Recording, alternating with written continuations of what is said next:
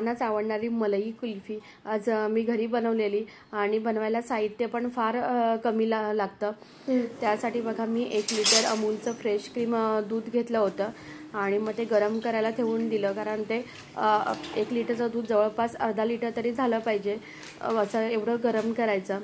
आणि मग तो थोडा वेळाने असं ढवळत बसायचं, कारण ते खाली लागण्याची शक्यता असते। आणि मी त्यातलं थोडंसं दूध, अर्धी वाटी जवळपास मी दूध काढून घेतलं सेपरेट आणि त्याच्यामध्ये 4 चमचे मिल्क पावडर टाकली आणि 2 चमचे त्याच्यामध्ये कॉर्नफ्लॉवर टाकून घेतलं आणि ह्याच्यामुळे काय होतं, दूध घट्ट व्हायला मदत होते जास्त। काय चाललंय बेटा तुझं? हां, काय चालू आहे? काय चाललंय सगळी? तुला गरम नाही होत आहे का? नाही होते गरम? नाही।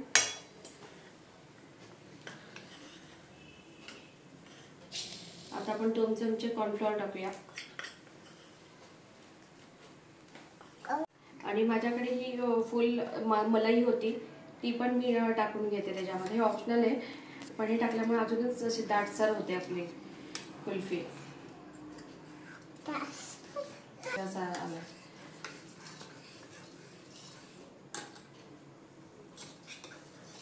मिश्रण आपण ह्याच्यात टाकून घेऊया हळूहळू।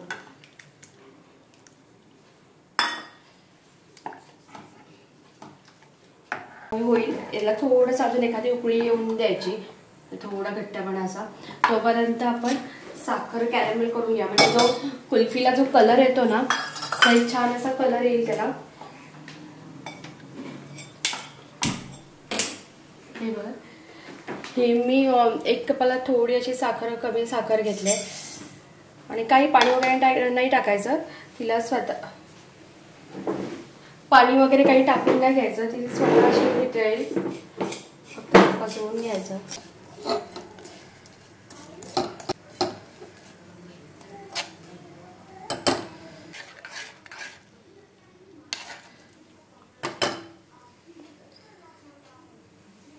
वरती येतं त्यामुळे हळूहळू मिक्स करायचं, एक हाताने टाकायचं, एक हाताने मिक्स करायचं।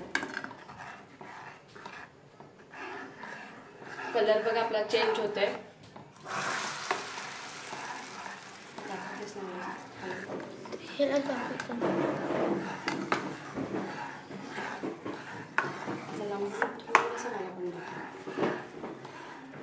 छान असं कलर आहे बघा।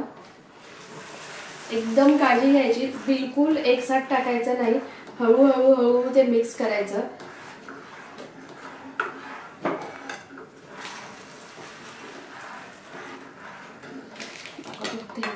आणि कलर बघा किती चेंज झाला म्हणजे त्याचा।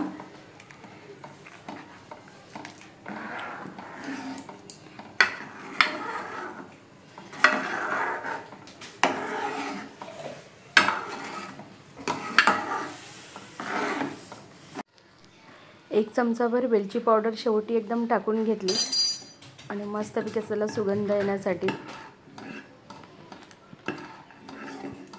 मी हे रात्री करते, जवळपास बघा आता 11 वाजले। मी 11 वाजता हे करायला घेतले, म्हणजे सेट 11:30 पर्यंत होऊन जाईल माझं। आणि म्हणजे आता सेट करायला ठेवलं की रात्रभर ते सेट होईल, म्हणजे त्यांना उद्याला खायला मिळेल। तर ती अजून सुद्धा माझ्यावर, मी जेवढा वेळ जागी असते तेवढा वेळ ती माझ्या पाठोपाठ किचनमध्येच असते आणि काहीतरी असे उद्योग करत असते जास्त। माझं इकडे काय चाललंय आणि सावीचं बघा आमच्या काय चालू आहे। ती किचनमध्ये ना असंच काहीतरी कामं करत असते। सावी तू काय करते? हे साफ करते। अगं मी क्लीन केलंय ते। काय करते? तुला काम कोण करायला सांगतं? दादा सांगतो काम करायला?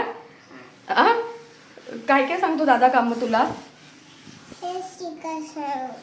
काय सांगतो दादा? असं क्लीन करायला सांगतो का? आणि अजून काय दादा तुझ्याकडून काम करून घेतो?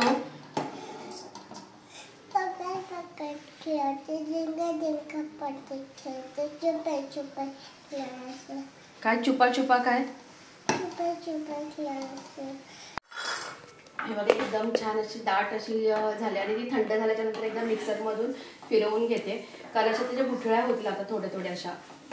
मग त्या सर्व आपण व्यवस्थित अशा मिक्सरमधून काढल्यानंतर छान अशा एवढा एकजीव होऊन जातात. ते पुढे थंड नंतर काढते मी मिक्सरमधून.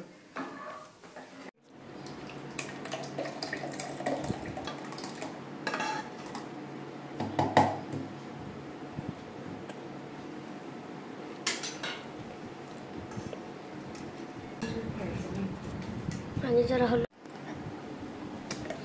एकदम अशी लिक्विड सारखं वाटेल, पण नंतर ते होईल एकदम एकजीव अशी झाली ती.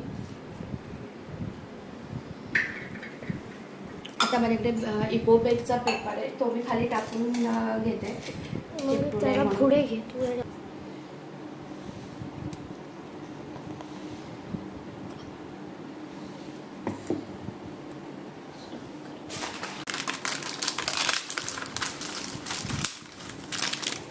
टाईट असं बसून ठेवलं आहे. नंतर मग त्याला असं सील पॅक करून ठेवून देते.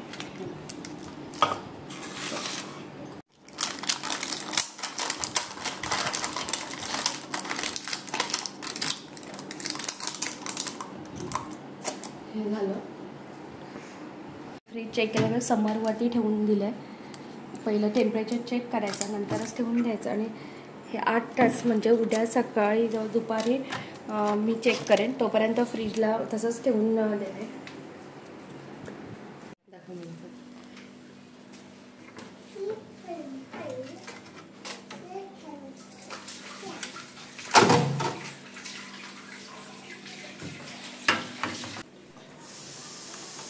आता मी बघते ते सेट व्यवस्थित झालं का ते.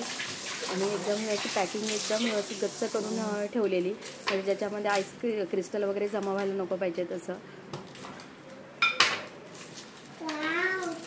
आणि एक कपामध्ये लावलं होतं, साधारण एक डब्यामध्ये लावलं होतं स्टीलच्या. आणि हे बघा किती छान असं सेट झालंय, पूर्ण असं व्यवस्थित सेट झालं. आधी मी आणि त्याला मार्क असे करून घेतल्या सुरीने पहिल्या, त्यापेक्षा पाण्यात ठेवलं.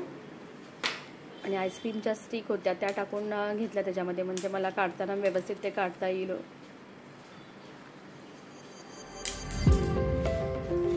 नवी स्टिक दे मला बेटा. 4 पीस केले चौघांना मला.